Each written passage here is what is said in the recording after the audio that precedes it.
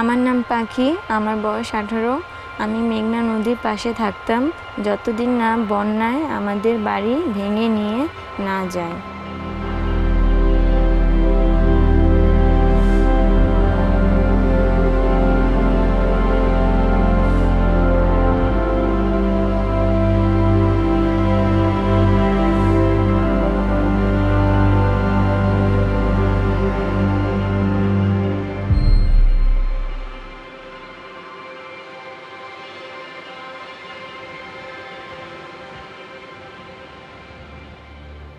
প্রচুর বৃষ্টি পড়তেছিল।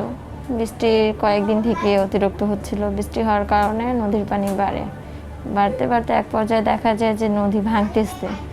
তখন আমাদের ঘরের ফ্যামিলির মা বাবা সবাই বলছে নদী তো অতিরিক্ত ভাঙতেছে, আমাদের ঘরটা সাইডে, আমাদের ঘর মনে ভাঙতে পারে, তা আমরা কি করব। তা আব্বু আম্মা চিন্তা করলো যে যেহেতু আমাদের কোনো জায়গা নেই, তো এইখানে আমরা কষ্ট মষ্ট করে থাকি, দেখি চেষ্টা করে কি হয়। আল্লাহ পাকের যদি রহমত হয় তাহলে তো ভাঙবে না, আর যদি না হয় তাহলে তো যেটা যাওয়ার চলে যাবে।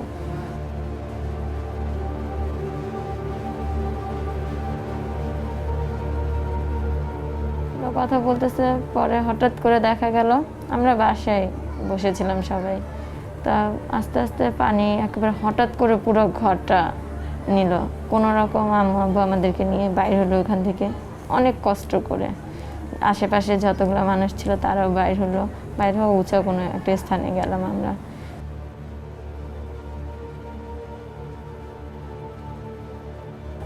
যে বলে না প্লাস্টিকের মতন যে থাকে, ওটা বাঁধেছিলাম। অনেকদিন অনেক মানুষরা সাহায্য করছে, খাওয়া দাওয়া সব দিক থেকে। যে কদিন খাইছি, তারপরে আব্বু আম্মু কাজের খোঁজে গেল, ছোট ভাই বোনদেরকে নিয়েছিলাম। আমিও দেখলাম যে না, কোনো দিকে হচ্ছে না, আম্মু অসুস্থ, আব্বু অসুস্থ অবস্থা।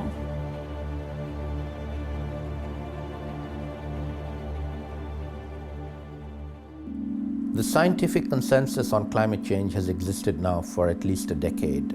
The last two reports of the Intergovernmental Panel on Climate Change make it very clear that not only is climate change going to happen in the future, but it's already happening right now. Human-induced climate change is affecting all parts of the world, but the parts that are being affected most and fastest and immediately are the low-lying coastal areas, and particularly the poorer countries in those low-lying coastal areas, islands in the Pacific. But eventually, everywhere in the planet is going to be affected by the impacts of climate change. So the consequences of climate change we're already witnessing today. We have hurricanes, sea level rise, droughts, and heavy rainfall. And of course, with sea level rise comes saltwater intrusion in agricultural land, for example, all of which forces people to migrate. So all of these consequences are drivers for climate-induced displacement. The best estimates suggest that over 21 million people every year are being forced from their home as a result of climatic events, as a result of climate change. So what we can see is as many as one person every second being forced from their home as a result of climate change and the extreme weather events that result. In the case of climate displacement, we're looking at a majority of people who remain displaced inside their country. Some, of course, do cross a border and seek assistance elsewhere, particularly for those who are living in border areas. But again, the majority of people displaced by climate-related events are displaced inside their country. We know that in certain circumstances their displacement is short-lived. In some cases they can return to their homes relatively soon after the hazard has struck. That kind of displacement becomes protracted as people struggle to find solutions, as they're unable to rebuild their homes. And whether they've sought refuge in an urban context or in a rural context, they tend to remain displaced for relatively long periods of time.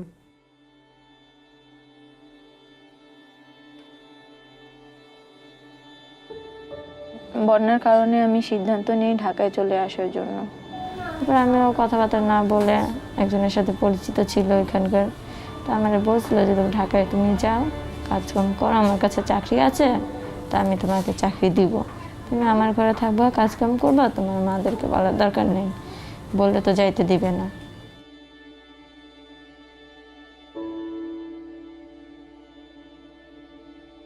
ওইভাবে আমি আসার পরে ওনাকে phone number দিয়ে গেছিলো, আমাকে phone নাম্বারে phone দিই, তারপর উনি আমাকে নিজের ঘরে নিয়ে যায়।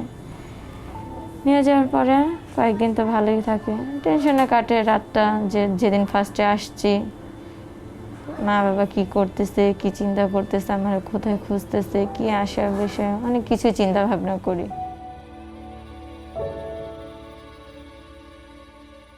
Bangladesh is a country where typically it is a country that has high exposure to natural hazards, densely populated areas that are already at risk of being affected by these hazards, but also one of the poorest countries in Asia that doesn't have the capacity to cope. Therefore, it has high vulnerability and higher levels of displacement. In 2017, we reported over 900,000 new disaster-related displacements in Bangladesh. Now, over 400,000 were caused by torrential rains. And again, what we saw was that it was the poorest communities in the city of Dhaka that were disproportionately affected.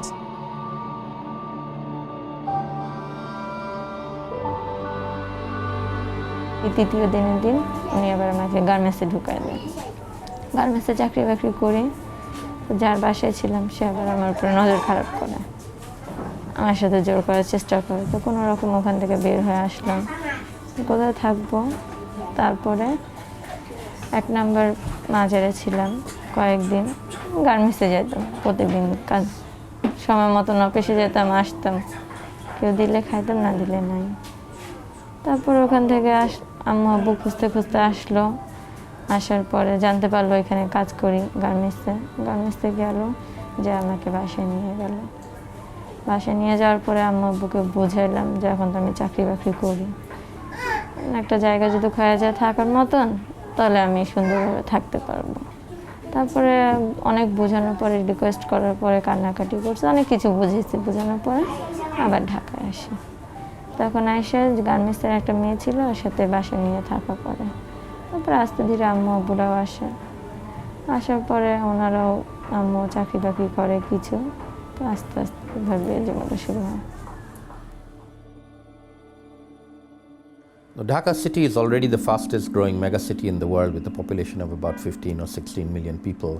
A large proportion of the migrants that come from rural areas to Dhaka city in particular come because of climatic reasons. They'll all end up by and large in the slums. At the moment there are well over 200 slums in Dhaka city where poor people come from the rural areas and somehow manage a livelihood in the city.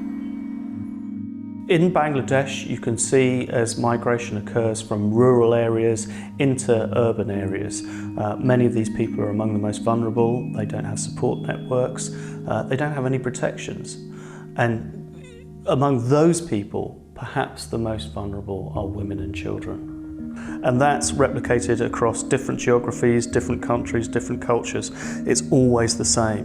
You see women and children who are the most vulnerable and who are affected in the most serious and substantive ways.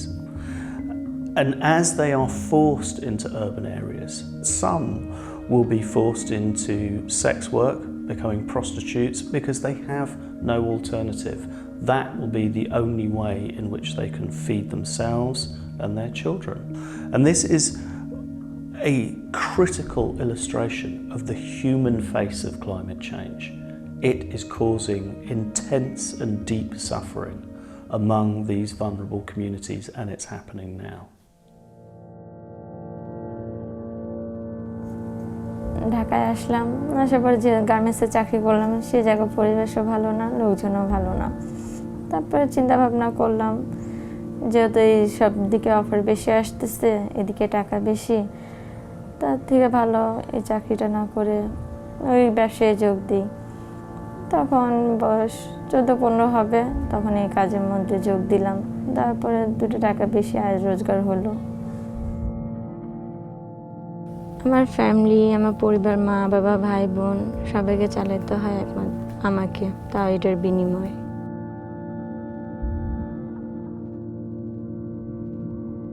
প্রত্যেক মাসের ট্যাক্সের কাজ করে আপনি যে আশা করি 20,000 টাকা হয়। আবার এটা সত্যি কথা বলতে এটা শরীরের উপরে ডিপেন্ড করে, কাজের উপরে ডিপেন্ড করে, কোন মাসে কত কাজ আছে। এমনও হয় কোনো মাসে 15,000ও আসে, এমনও হয় 10,000 আসে, কিন্তু এখন পর্যন্ত 20,000-এর উপরে যেতে পারি নাই, কারণ শরীর অত একটা লোড নিতে পারে না।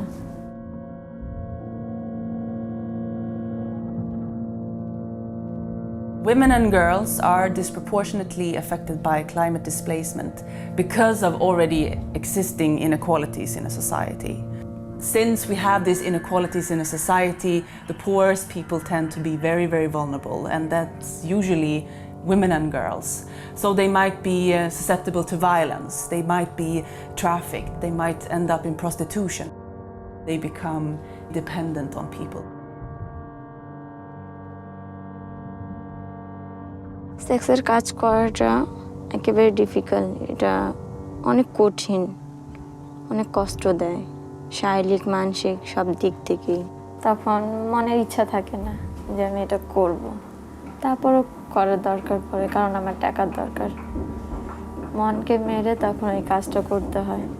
তখন যখন এই কাজের সময় যাই তখন এক এক সময় এমনও হয় যে কাস্টমারদের প্রতি রাগ ওঠে, অনেক সময় অনেক ক্ষেত্রে অনেক ডিমান্ড করে, যেটা সাধারণত বেশিরভাগ কাস্টমাররা ডিমান্ড করে যে মনটাকে হাসি খুশি রেখে দাও সুন্দরভাবে, যাতে আমি যেভাবে এনজয় করতেছি তুমিও সেভাবে এনজয় করো।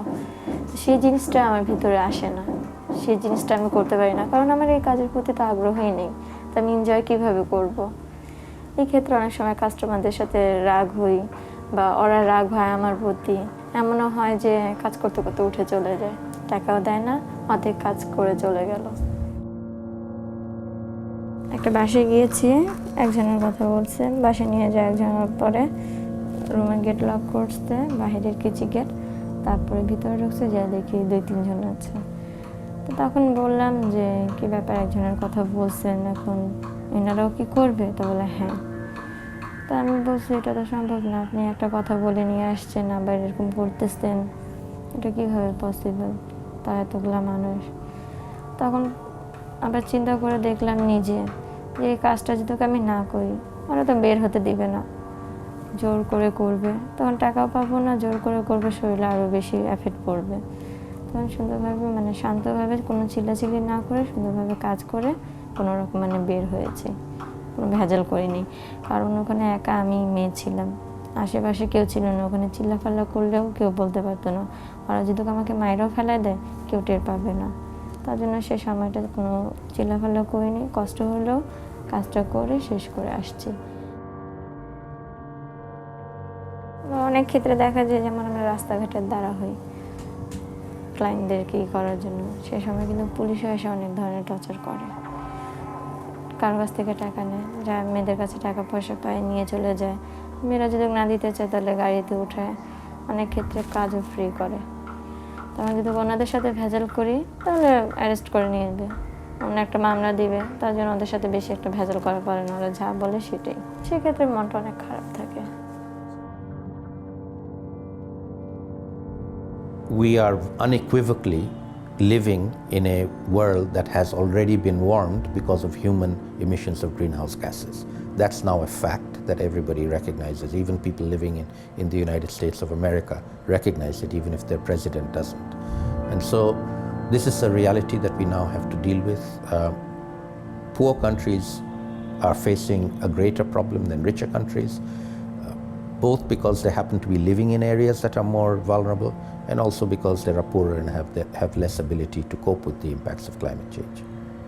When it comes to disaster-related displacement, we expect that with the effects of climate change in the future, the numbers that we're reporting on right now are likely to continue increasing if we don't address some of the underlying drivers.